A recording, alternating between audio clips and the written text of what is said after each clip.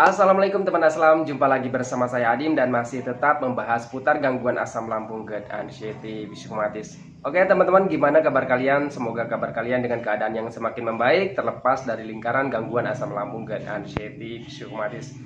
Oke teman-teman, seperti biasa ya, di session kali ini saya akan menjawab pertanyaan teman-teman yang ada di kolom komentar. Seperti apa pertanyaannya dan gimana pembahasannya, simak videonya sampai selesai. Jangan skip agar kalian mengerti, agar kalian paham. Kalau misalkan kalian mengerti dan paham, kalian akan lebih mudah menangani setiap sensasi dari gangguan asam lambung, GERD, anxiety, psikomatis. Dan buat teman-teman yang mau bertanya tentang seputaran gangguan asam lambung, GERD, anxiety, psikomatis, alangkah lebih baiknya kalian itu simak dulu teman-teman ya video-video saya yang terdahulu, karena saya itu sudah banyak sekali upload video tentang seputaran gangguan asam lambung, GERD, anxiety, psikomatis, dari berbagai macam sensasi dan gimana cara menangani setiap sensasi yang hadir. Videonya sudah ada teman-temannya, kalian tinggal disimak saja, masuk ke dalam profil saya, kalian scroll aja di akun saya teman-temannya, klik bagian profil saya, klik bagian video, dan di sana banyak teman-temannya. Sesuaikan saja dengan apa yang sedang kalian rasakan dan pahami teman-temannya, video-video saya itu dipahami dan disesuaikan dengan keadaan kalian gitu teman-temannya. Barangkali semoga saja bisa membantu gitu teman-temannya. Dan jangan lupa ya teman-temannya, di like, di share videonya teman-temannya agar bermanfaat bagi orang lain juga teman-temannya. Dan jangan lupa pertanyakan apa yang sedang kalian rasakan di kolom komentar teman-temannya. Nanti insya Allah saya balas ataupun saya buatkan videonya gitu teman-temannya. Semoga saja bisa membantu teman-teman yang sedang mengalami sensasi-sensasi dari gangguan asam lambung, GERD, anxiety, psikomatis. Oke teman-temannya, saya lanjut lagi videonya teman-temannya. Kita lanjut ke pembahasannya. Pertanyaan pertama dari Kak Tiwi ya ini ya. Oke, gak usah sebutin apa namanya ya. Ya Bang, berapa bulan ini sudah enakan ya. Terus udah bisa jalan-jalan santai 30 menit setiap pagi, udah senang rasanya. Tapi udah seminggu ini nggak tahu kenapa tiba-tiba ngedrop lagi, sampai nggak kuat buat jalan-jalan santai ya. Dan belum paham ya apa penyebabnya gitu teman-teman, sampai bisa ngedrop lagi, nggak paham ya teman-teman. Jadi Kak TV ini nggak paham nih kenapa sudah beberapa bulan membaik ya, sudah beberapa bulan membaik terus sekarang ngedrop lagi, kenapa dan apa penyebabnya. Nah teman-temannya, jadi orang-orang yang terkena gangguan asam lambung, GERD, anxiety, psikomatis, sepengalaman pribadi saya teman-temannya, ketika kalian sudah membaik beberapa bulan itu sebenarnya belum dinyatakan sembuh gitu teman-temannya. Sebenarnya itu adalah masih dalam tahap, kalian itu dalam tahap pemulihan gitu teman-teman. Sepengalaman pribadi saya ini teman-temannya, mungkin orang lain mungkin saja berbeda, tapi ini kenyataan dan ini pengalaman saya pribadi, bahwa sembuhnya dari gangguan asam lambung, GERD, anxiety, psikomatis itu memang ada prosesnya, ada temponya, ada waktunya gitu teman-temannya, ada fase demi fasenya, ada tahap demi tahapnya gitu teman-temannya. Tidak hari ini kita menjalankan metode 3P selama 6 bulan ataupun 7 bulan gitu teman-temannya terus membaik ya, terus selamanya akan membaik. Tidak teman-teman, itu pengalaman pribadi saya itu tidak seperti itu. Membaik ataupun sembuhnya dari gangguan asam lambung, GERD, anxiety, psikomatis itu ketika kalian itu dalam satu hari membaik, besoknya kambuh lagi, terus dalam 1 bulan besoknya ada lagi sensasi, dalam 3 bulan besoknya ada lagi sensasi. Itu berarti kalian itu belum sembuh total, itu baru tahap ataupun dalam fase pemulihan gitu teman-teman. Pengalaman pribadi saya seperti itu. Lalu gimana berapa lama bisa membaik ataupun sembuh totalnya? Untuk berapa lama ataupun bisa sembuh totalnya gitu teman-temannya, berapa lama mencapai sembuh totalnya itu tergantung siapa orangnya sebenarnya teman-temannya. Siapa orangnya yang lebih konsisten, lebih semangat menjalankan metode 3P-nya, kuat dengan pantangan-pantangannya gitu teman-temannya, kuat dengan melakukan pembiasaan-pembiasaannya, kuat mengelola pola pikirnya teman-temannya, itu akan orang itu yang akan lebih cepat membaiknya teman-temannya. Bisa 3 bulan, bisa 6 bulan, mungkin saja bisa 2 bulan gitu teman-teman. Dan untuk saya pribadi itu lama teman-temannya. Untuk saya pribadi itu sampai sekitar hampir 2 tahunan teman-temannya, saya merasakan sensasi gangguan asam lambung, GERD, anxiety, psikomatis. Dan jujur teman-temannya, tahapannya itu fase gitu teman-teman, bertahap gitu teman-teman. Nggak saya hari ini 6 bulan menjalankan metode 3P terus sembuh total, enggak teman-teman ya. Jadi saya juga berproses gitu teman-teman, karena ada prosesnya ya.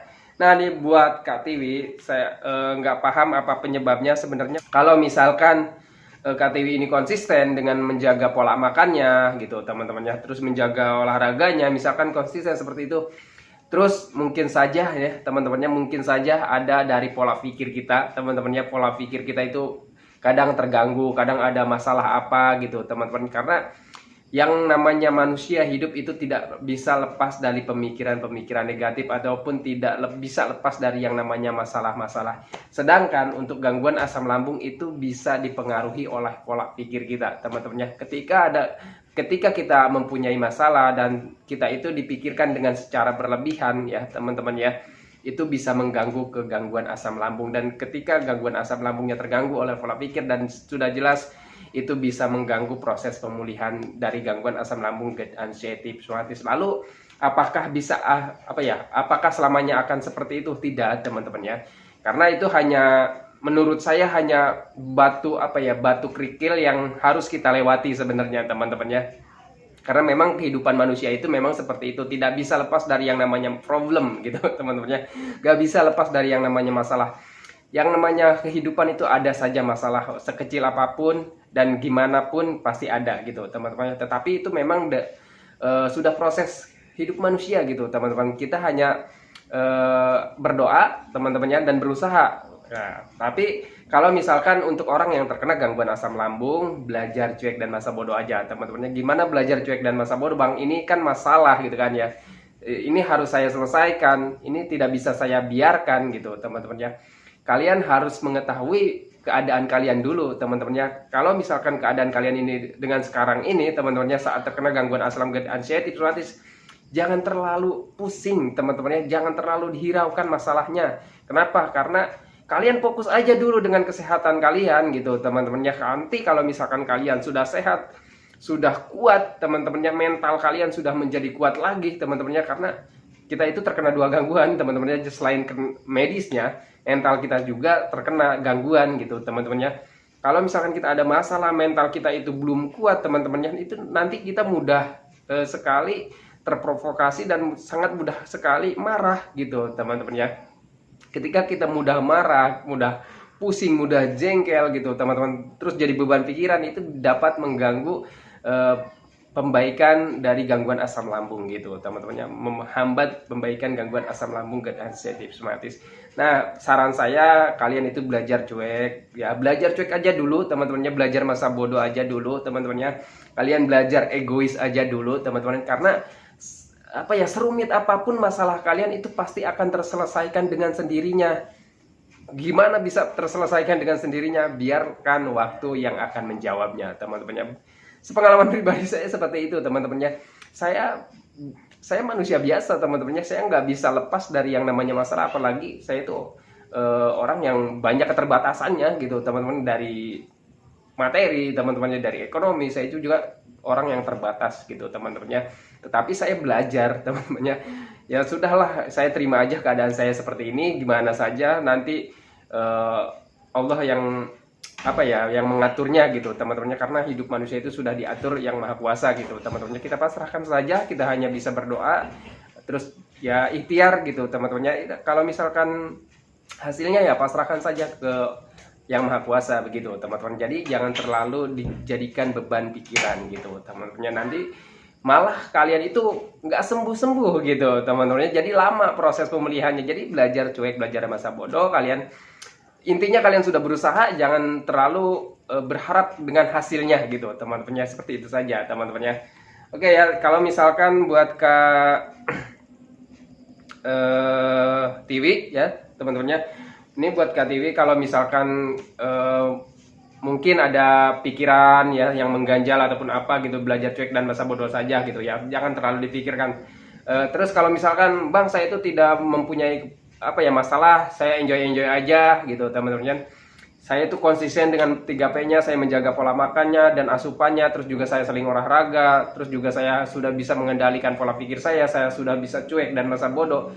tentang apapun itu saya konsisten dengan 3P-nya teman-teman ya. Berarti memang pengalaman saya proses pemulihan gangguan asam lambung GERD uninitiated hipnosis itu memang seperti itu. Kadang kita itu membaik dalam beberapa bulan gitu teman-teman ya. Nanti ya walaupun kita jaga pola makan, jaga pola pikir, jaga pola hidup teman-teman ya, itu pasti ada aja sensasi teman-teman ya. Nanti sudah 2 bulan ada sensasi, nanti hilang lagi mungkin beberapa minggu gitu teman-teman ya, mungkin bisa 10 hari ataupun 2 minggu gitu teman-teman ya, nanti ada saja teman-teman ya. Pengalaman pribadi saya seperti itu. Tapi kalau misalkan kita sudah memahaminya teman-teman ya, oh inilah proses pemulihannya, walaupun saya tidak itu, ya memang seperti ini proses pemulihannya gitu teman-teman ya. Nanti kalau misalkan kalian itu sudah misalkan 1 tahun ya teman-teman, nanti kalian misalkan sudah 1 tahun membaik gitu teman-teman ya, terus ada kambuh lagi ataupun ada sensasi lagi, catatan kalau misalkan kalian itu tidak cemas, tidak panik, ya berarti kalian sembuh total gitu teman-teman ya. Yang sebenarnya mengganggunya itu sebenarnya rasa cemas, rasa takutnya gitu teman-teman ya. Kalau misalkan kalian ketika ada sensasi apapun itu kalian itu tidak mengalami panik lagi, tidak cemas lagi, ya berarti kalian sembuh gitu teman-teman ya. Oke ya teman-teman ya, ini satu pertanyaan saja, saya menjelaskannya panjang lebar teman-teman ya, sedangkan waktunya sudah mepet banget ya. Pertanyaan kedua ya, nih Bang, buat jalan-jalan kadang bagian ulu hati sakit. Saya juga dulu seperti itu ya teman-teman ya. Jadi di bagian ulu hati ini sebenarnya ada esofagus ya. Esofagus itu adalah sejenis pintu ataupun klep gitu teman-teman ya, ataupun les ya teman-teman ya. Jadi di sini tuh pembatas antara lambung dengan kerongkongan ataupun esofagus gitu teman-teman ya. Sejenis ada pintunya di bagian sini, dan itu biasanya orang yang terkena gangguan asam lambung GERD itu biasanya ada di sini tuh ada ruamnya ya teman-teman ya, karena mungkin keseringan terkena asam lambung yang pH-nya tinggi teman-teman, jadi esofagusnya terganggu gitu teman-teman ya. Ataupun biasanya esofagus itu mengalami pelemahan ototnya gitu teman-teman ya, otot esofagusnya itu melemah gitu ya. Ketika otot esofagusnya melemah itu biasanya ada sensasinya, dan juga biasanya sering panas di bagian dada ya, sampai ke leher, ke tenggorokan, sampai ke mulut gitu teman-teman, karena asam lambung yang naik gitu teman-temannya. Terus juga biasanya kalau misalkan kita jalan, kita berdiri, itu rasa ketarik gitu teman-temannya, mungkin saja di esofagusnya ada ruamnya gitu teman-temannya.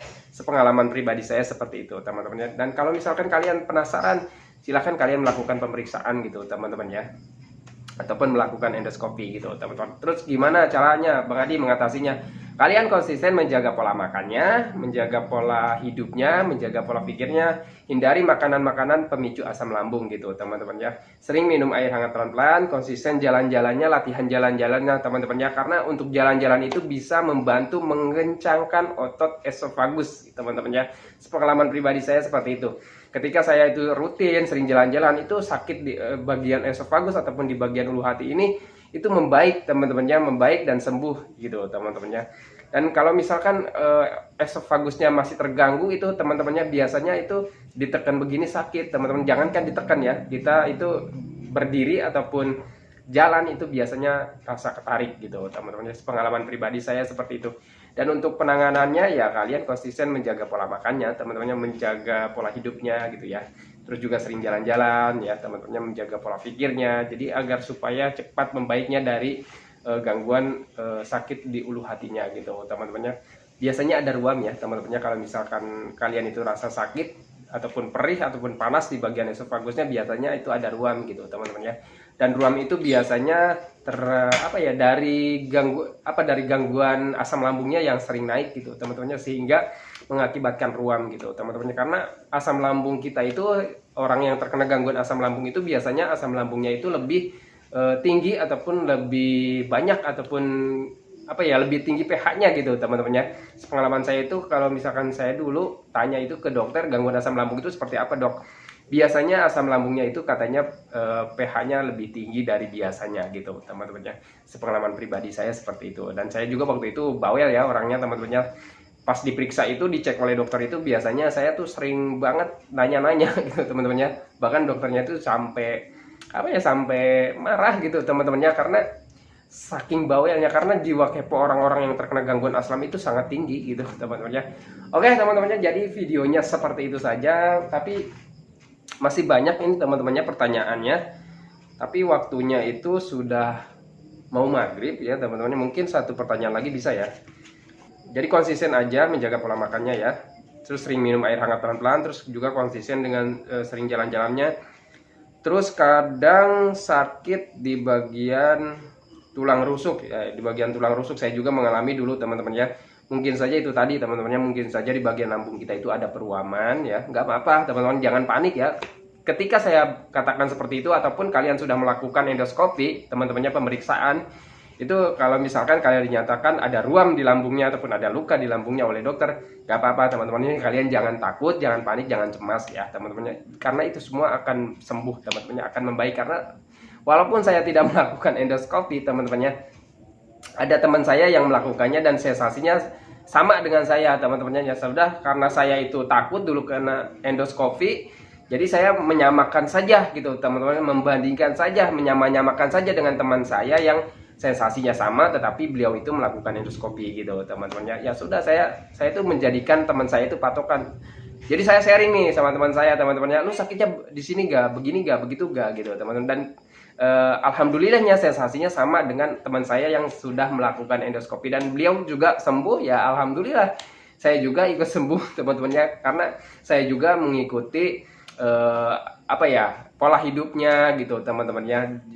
Tapi beliau itu melakukan pengobatannya berapa bulan ya, saya itu lebih lama dari beliau teman-temannya. Saya itu sampai 8 bulan pengobatan medisnya dan beliau itu cuma 4 bulan kalau nggak salah gitu teman-teman. Jadi lebih lama saya, karena saya itu waktu itu anxiety saya itu lebih tinggi dari dia teman-teman ya. Jadi saya itu kecemasannya berlebihan, rasa takutnya berlebihan. Jadi ketika dia berhenti berobat pun saya tetap berobat gitu teman-teman ya. Saya tetap cari-cari obat-obat yang ampuh gitu teman-temannya, rumah sakit yang bagus gitu teman-temannya, obat-obatan yang bagus gitu teman-temannya.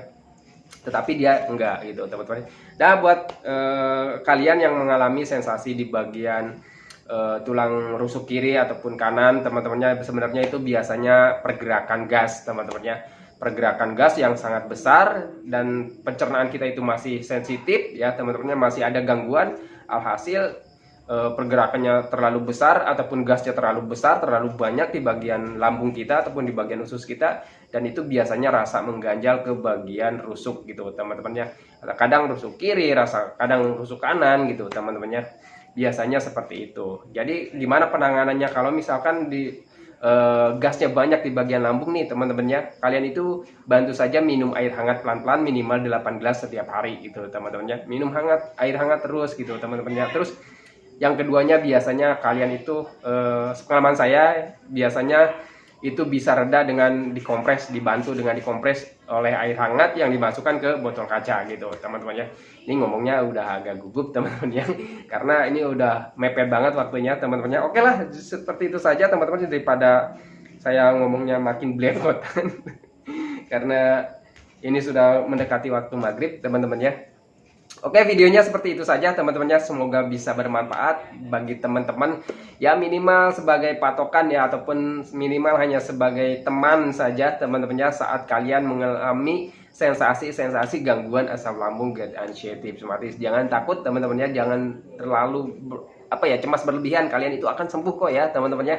Oke teman-temannya, sebelum saya akhiri videonya, saya doakan buat teman-teman yang belum membaik dari gangguan asam lambung GERD anxiety psoriasis, semoga kalian itu cepat membaik lagi teman-temannya, cepat pulih lagi keadaan kalian yang dulu teman-temannya. Semoga cepat kembali lagi kebahagiaan kalian yang dulu teman-temannya, dari emosinya, kebahagiaannya, keceriaannya, semoga cepat kembali lagi teman-temannya.